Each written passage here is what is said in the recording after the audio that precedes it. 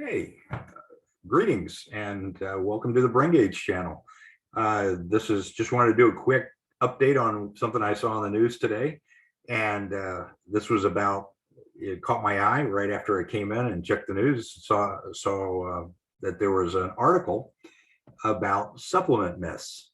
Uh, and I really, it's sort of a fun topic.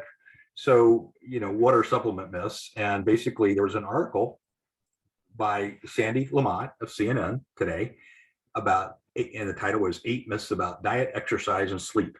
And, I'm not going to talk about the first 7. I'm actually really not going to talk about myth number 8, other than state what it is. And it's that bodybuilding supplements advertised on social media really work.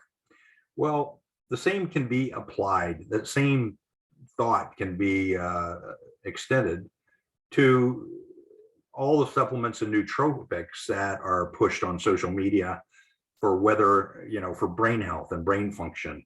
I can't tell, you've probably seen hundreds of these, not, advertisements saying, oh, this will make your memory better. This will make you think faster, walk, talk, chew gum at all at the same time. And, the fact is, you don't know if these supplements work or not. A supplement will not work if you're not deficient in whatever that supplement is supplying. If, for example, if you are taking vitamin D, but you're not vitamin D deficient, it's really not going to help you. And that goes for just about any supplement. But, what's the whole point? The question is, do supplements optimize brain health, or do they optimize anything?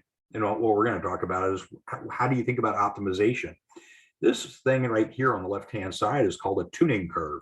And a tuning curve is really sort of like, is thought about, okay, if you take a little bit of something, it might make you a little bit better, but does taking a lot of it make you a whole lot better? And so a great example of this is caffeine. Caffeine is considered a nootropic. It does sort of activate your brain a little bit and make you feel a little better.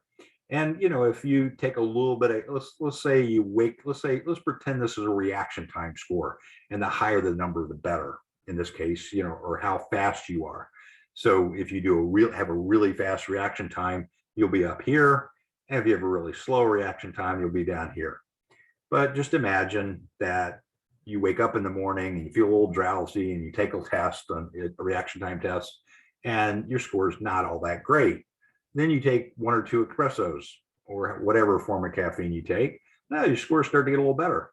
Then you say, hey, I'm going to down 8. I'm going to down I'm going to down 8 espressos. Well, all of a sudden you get worse. And that's because too much of a good thing can be bad. Yeah, my guess is the same could be true for supplements, but who am I kidding? I don't take them.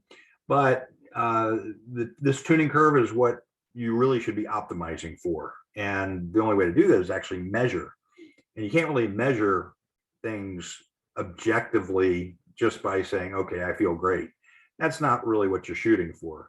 There's a lot of things that make you feel great that don't optimize brain health. A lot of opioids are a real good example of that. Opiates make you feel great, but they aren't gonna, painkillers make you feel great, but they do not optimize brain health. But let's take a little example of just tracking brain function to some kind of treatment or some kind of optimization. In this case, you start treatment here, things get better. And then when you stop treatment or stop taking a supplement, things get much worse. So that's just a very simple idea. And it's just really interesting. We had one brain gauge user submit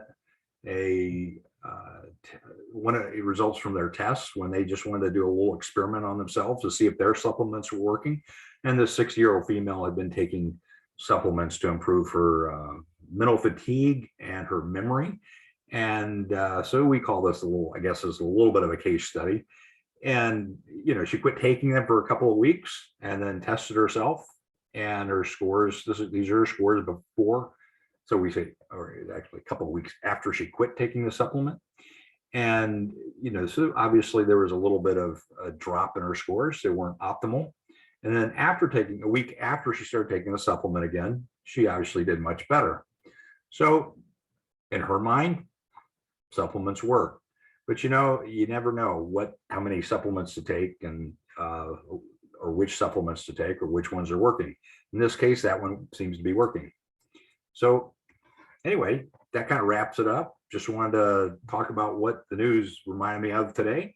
And if you have any questions, send them to me, or if you have a case study of your own or a little experiment of your own you want to talk about, I would invite you to talk about it on this channel, or discuss any news, anything that's interesting. Anyway, thanks for watching, and we will see you next time.